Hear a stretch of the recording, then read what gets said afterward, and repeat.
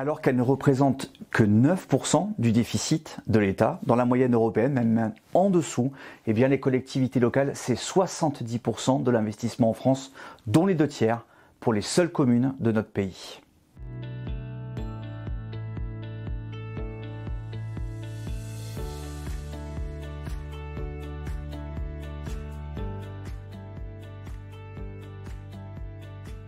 Alors en fait, c'est pas moi tout seul qui le fait, c'est avec l'ensemble des membres de la commission des finances que j'ai l'honneur de co-présider avec Antoine.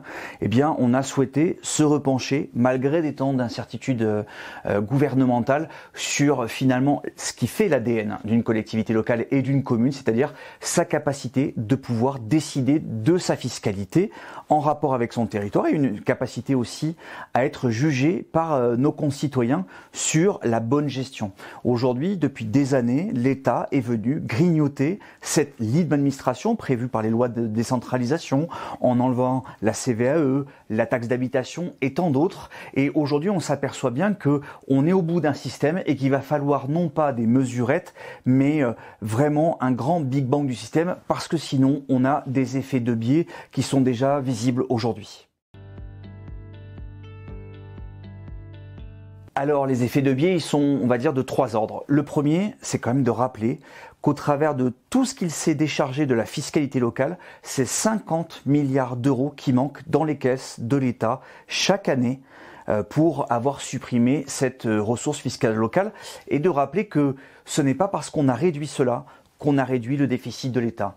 Le deuxième biais, c'est qu'à force d'avoir détricoté, on a un système qui ne correspond absolument plus à une réalité, parce que on a un bout qui vient des départements, parce qu'on a un bout de TVA. C'est-à-dire en fait qu'on a quelque chose qui n'est absolument pas dynamique par rapport au territoire qu'on administre, mais surtout quelque chose qui ne correspond pas à la réalité. Et nous, ce qu'on demande, c'est un retour entre la réalité d'une collectivité locale, d'une commune, et le produit qu'elle perçoit de la part des habitants. Et puis, évidemment, comment on ne peut parler d'un troisième biais, c'est le coût de l'action locale. Aujourd'hui, c'est insupportable. Moi, je peux plus supporter que l'on paye tout 40, 50% plus cher que le privé.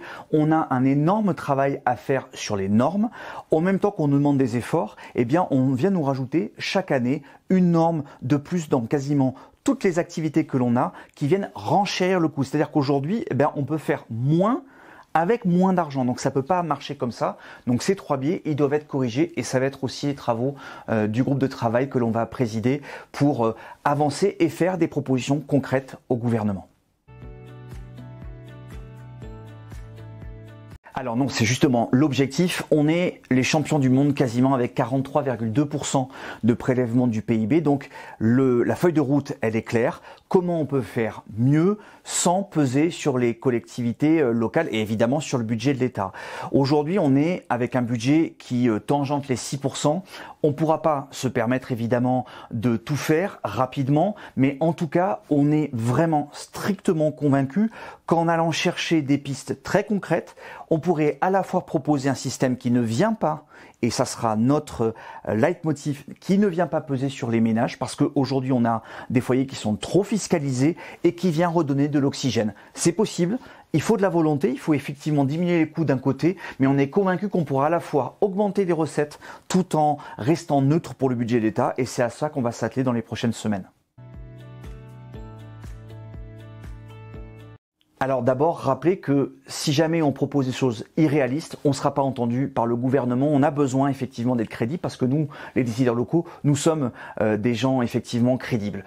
Aujourd'hui, on est fin janvier et on est encore en train d'échanger avec le gouvernement dans un contexte très particulier sur le PLF 2025. Donc l'idée, c'est de commencer les travaux dès maintenant. C'est des travaux qui sont compliqué, en plus dans une Assemblée nationale qui est plus éclatée que jamais, et de pouvoir être en capacité de proposer nos pistes dès le milieu de l'année au bureau de l'AMF, qui doit évidemment les entériner, et les mettre sur la table dès les premières discussions du projet de loi de finances de 2026 pour commencer cette révolution fiscale. On fera pas tout en un an, il ne faut pas se bercer d'illusions, mais on est convaincu qu'on peut donner assez rapidement des ballons d'oxygène aux maires pour leur prochain mandat, et donc commencer beaucoup plus sereinement leur mandat que celui qu'on est en train actuellement de terminer.